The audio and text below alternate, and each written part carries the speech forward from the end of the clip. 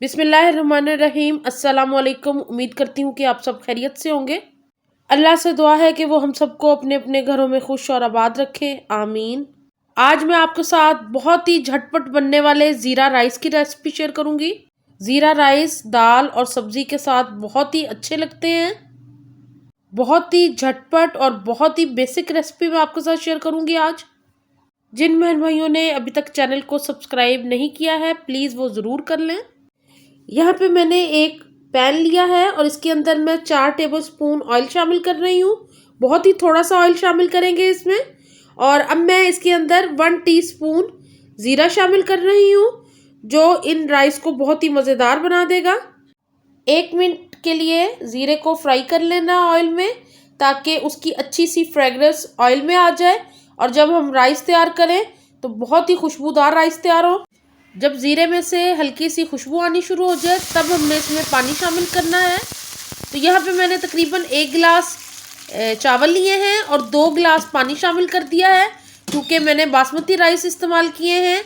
और यहाँ पे पानी शामिल करके अब इसको कवर करके बॉईल करूँगी। यहाँ पे मैं नमक शामिल कर रही हूँ।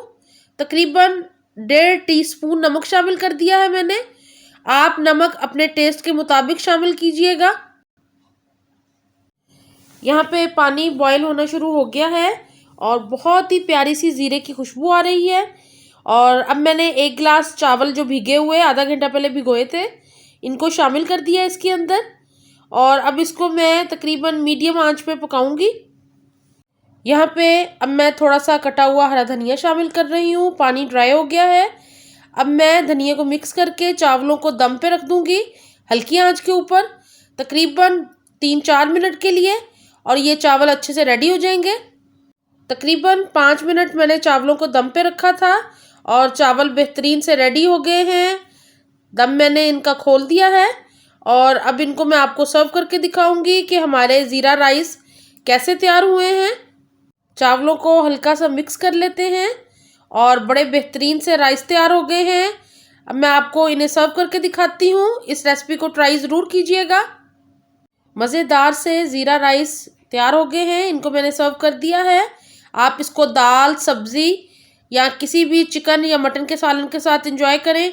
बहुत ही लजीज बनते हैं। और इंशाल्लाह मेरी बाकी रेसिपीज़ की तरह आपको ये रेसिपी भी अच्छी लगी होगी। इस वीडियो को ज़्यादा से ज़्यादा लाइक और शेयर ज़रूर कीजिएगा। और मेरे चैनल पे राइस की और बहुत सी रेसिपीज़ हैं, उनको भी ज़रूर चेक कीजिएगा। मुझे अपनी दुआ में याद रखा करें। अपना बहुत ख्याल रखें। अल्लाह हाफिज़।